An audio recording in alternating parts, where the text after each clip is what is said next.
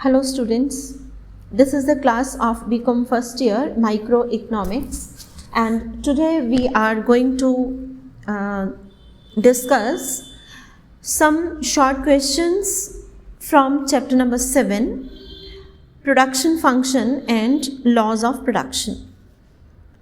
Chapter 7, production function, उत्पादन फलन एवं उत्पादन के नियम में से कुछ शॉर्ट क्वेश्चंस हम डिस्कस करने जा रहे हैं.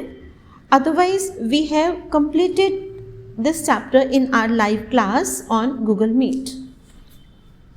Our first short question is causes of application of law of variable proportions.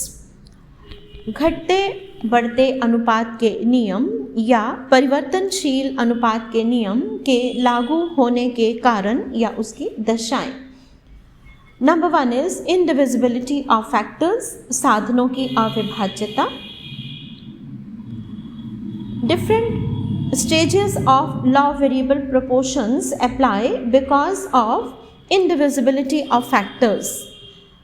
साधन की अविभाज्यता का अर्थ है जब किसी साधन जैसे कि कैपिटल, मशीन या लैंड को छोटे भागों में बांटा ना जा सके और हमें उसका फुल यूनिट इस्तेमाल करना पड़े. जैसे कि एक मशीन है, we cannot divide it into smaller parts and we cannot use it like that. So we have to use the full unit of the machine. So when we apply variable factors, say labor on a machine or say on a piece of land, then there is proper utilization of the this fixed factor. So जो factors indivisible हैं उस पर जब हम कम variable factor की quantity या number लगाते हैं तो उसकी कॉस्ट ज़्यादा है, लेकिन धीरे धीरे जैसे जैसे हम वेरिएबल फैक्टर के नंबर को या क्वांटिटी को बढ़ाते हैं तो उस फैक्टर का, इंडिविजुअल फैक्टर का एफिशिएंसी इंक्रीज हो जाता है. It leads to full utilization and that leads to fall in the average cost and rise in the marginal production. Second is change in factor ratio, साधन अनुपात में परिवर्तन. As we increase the units of variable factor on the fixed factor, the ratio or the proportion between the different factors that keeps on changing. जैसे कि one piece of land पर 1 laborer है, then ratio is 1:1. जब 1 piece of land पर 5 laborers हैं तो ratio is 1:5. तो ये ratio change होती रहती है. जब तक यह ratio बेस्ट रेशो है, आइडियल रेशो है, उससे पहले लॉ ऑफ इंक्रीजिंग रिटर्न्स, और जब आइडियल है तो कांस्टेंट, और उसके बाद जो है लॉ ऑफ डिमिनिशिंग रिटर्न्स, यानी कि different stages of law of variable proportions apply होती हैं. Third is imperfect substitute. जो फैक्टर्स हैं वो अपूर्ण प्रतिस्थापन है, अर्थात we cannot use one factor in place of another factor. Land की जगह लेबर को या लेबर की जगह लैंड को, मशीन को 100% परफेक्शन के साथ इस्तेमाल नहीं किया जा सकता. तो रिजल्ट क्या होगा कि यदि स्थिर साधन का पूर्ण स्थानापन्न संभव होता तो उसका ऑप्टिमम यूज़ के बाद हम जब परिवर्तनशील साधनों की अधिक इकाइयों का प्रयोग करते तो हम स्थिर साधन के सब्स्टिट्यूट का प्रयोग कर सकते हैं. लेकिन ये क्योंकि ऐसा पॉसिबल नहीं है, कोई भी साधन आपस में पूर्णतया प्रतिस्थापन ना होने के कारण हमें एक ही साधन वेरिएबल फैक्टर की ज़्यादा यूनिट्स को बढ़ाना पड़ता है, जिसकी वजह से law of variable proportions apply हो जाता है. तो यहाँ पे ये आपका कंप्लीट हो गया. साथ ही हम देखते हैं that law of variable proportions, can it be postponed? Yes, it can be postponed if there is improvement in technique of production and the factors are perfect substitutes.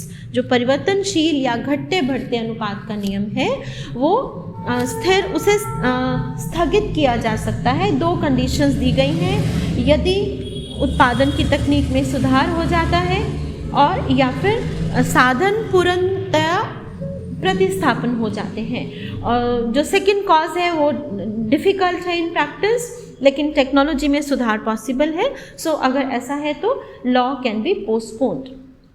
उसके बाद हम देखते हैं कि जो लॉ वेरिएबल प्रोपोर्शंस हैं basically this applies in every field, agriculture, industry, secondary sector, mining, forestry, सभी में लॉ जो है वो अप्लाई होता है। तो ये आपका ये शॉर्ट क्वेश्चन कंप्लीट हो गया।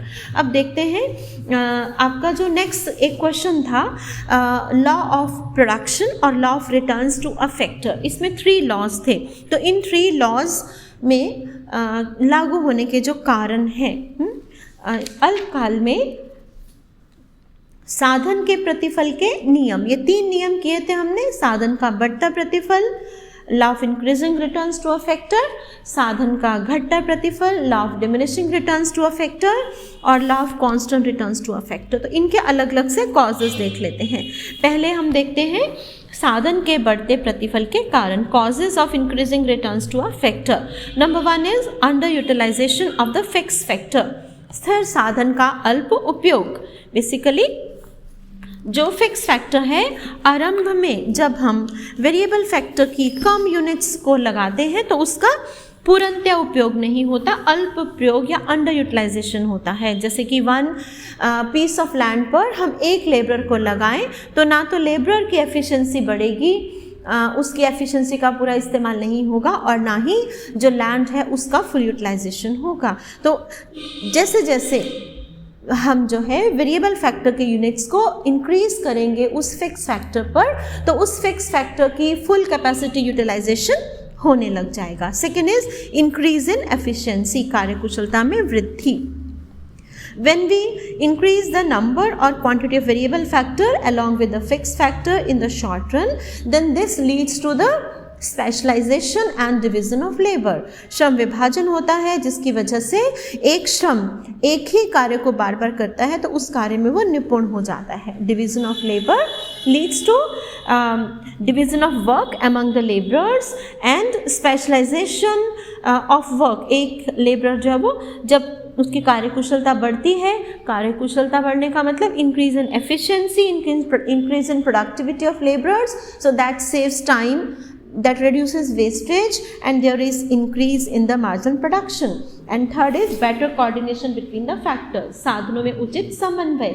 आरंभ में जब फिक्स फैक्टर का नंबर, फिक्स फैक्टर और वेरिएबल फैक्टर का नंबर एक उचित प्रोपोर्शन तक रहता है तो उनके आपस का तालमेल बना रहता है। तो जितना बेटर कोऑर्डिनेशन होगा फैक्टर्स में उतना ही बेटर जो है वो लॉ ऑफ इंक्रीजिंग रिटर्न्स उतनी देर तक लागू रहेंगे। अब साथ ही हम देखते हैं अगला शॉर्ट क्वेश्चन इसके साथ, हेडिंग है, क्वेश्चन है application of law of increasing returns to a factor, साधन के बढ़ते प्रतिफल के नियम का लागू होना। मीन्स कौन से एरियाज हैं, जैसा कि कहा जाता है कि जो इंडस्ट्री है, मैन्युफैक्चरिंग सेक्टर है, वहाँ पर law of increasing returns to a factor लंबे समय तक लागू रहता है। ऐसा क्यों होता है? इसके फॉलोइंग कारण है, निम्नलिखित कारण है। Number 1 is elastic supply of resources, साधनों की पूर्ति लोचशील है, अर्थात इन इंडस्ट्रियल सेक्टर, कारखानों में, उद्योगों में जितना चाहे हम सप्लाई को कम या ज़्यादा कर सकते हैं। सेकेंड इज न्यू इन्वेंशंस, नए नए आविष्कार होते रहते हैं, टेक्नोलॉजिकल इम्प्रूवमेंट होती है जिससे कि स्पेशलाइजेशन और प्रोडक्टिविटी बढ़ती है। Third is division of labour, श्रम विभाजन, जैसा कि हमने कहा कि डिवीजन ऑफ लेबर से सेविंग ऑफ टाइम होगा, सेविंग ऑफ टूल्स होगा, वेस्टेज कम होगी, स्पेशलाइजेशन होगा, एफिशिएंसी बढ़ती है। Fourth is use of machinery, मशीनों का प्रयोग, कारखानों में we are able to use more machines in the factory and industries, so जिससे कि एफिशिएंसी और प्रोडक्टिविटी बढ़ती है और कॉस्ट कम होती है। And last is less influence of nature, प्रकृति का कम प्रभाव। जो इंडस्ट्रीज़ हैं उसमें जो क्लाइमेटिक कंडीशंस हैं, लैंड की फर्टिलिटी है, उसका असर नहीं होता as compare to agriculture sector, तो जिसकी वजह से जो प्रोडक्शन है वो कंट्रोल्ड कंडीशंस में रहती है। उद्योग धंधों पर प्रकृति का, वर्षा मौसम का, जलवायु परिवर्तन का असर नहीं पड़ता है। इसलिए law of increasing returns to a factor जो है वो इस वजह से कुछ इंडस्ट्री में तेज़ी से लागू होता है। तो जबकि इसकी कुछ लिमिटेशंस भी हैं, it means that up to a limit this law will apply, but sooner or later industry में थोड़ी देर से लागू होगा लॉ ऑफ डिमिनिशिंग रिटर्न्स, और लॉ ऑफ इंक्रीजिंग रिटर्न्स लंबे समय तक लागू रहेगा।